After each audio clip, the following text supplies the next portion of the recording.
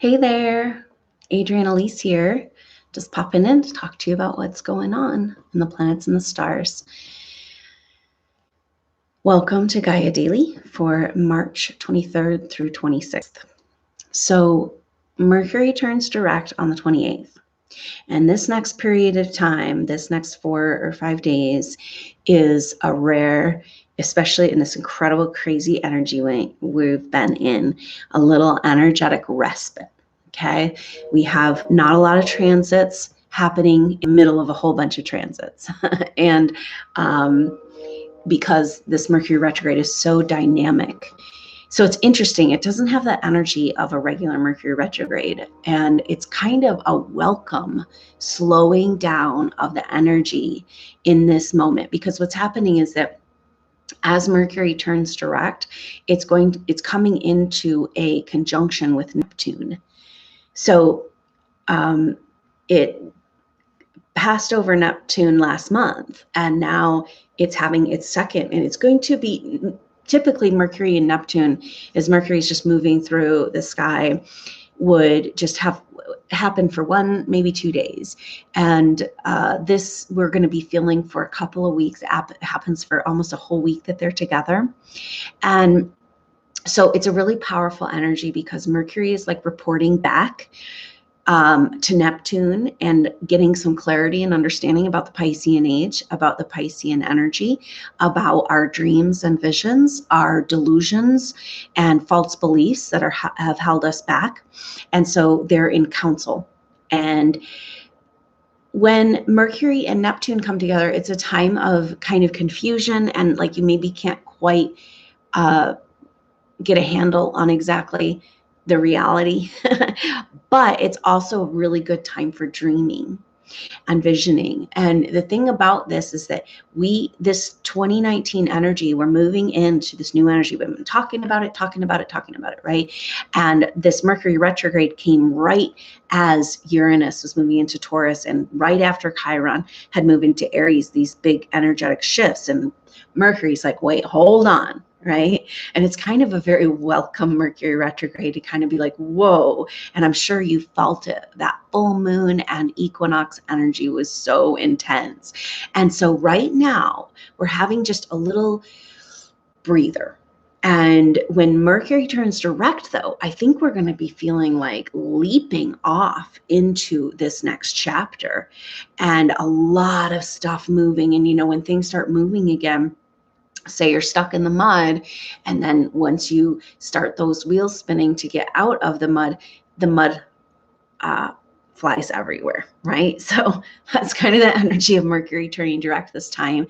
And it's about our delusions, our belief systems that have been holding us back, and our longing for our dreams and visions that haven't been manifested as well.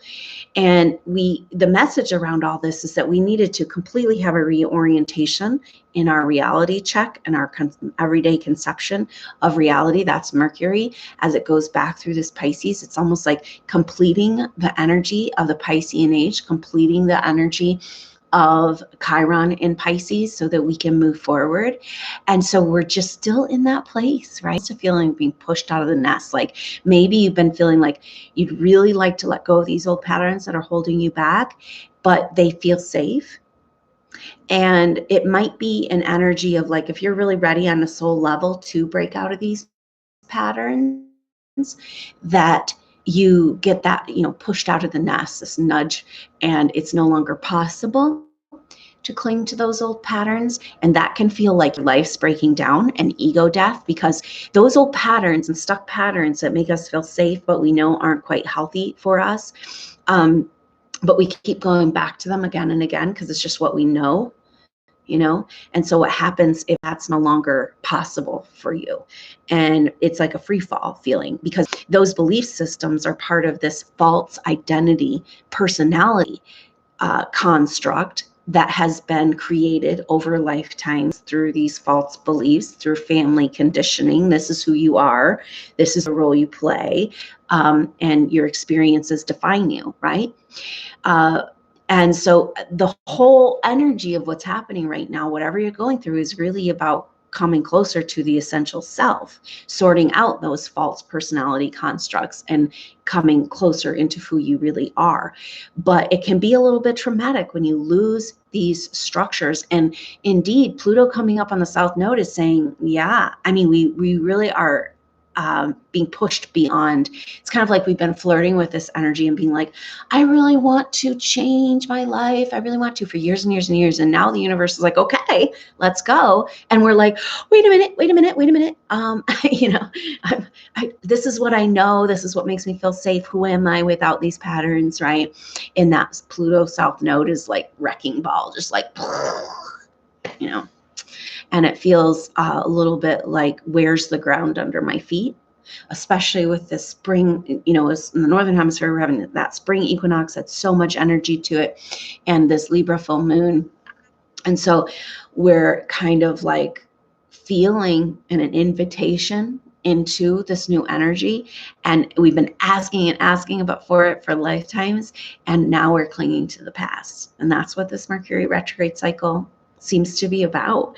So the cool thing is also is that Mars is in trine to the South Node. So Pluto, so that means Mars is in trine to Pluto and the South Node. They're in Taurus.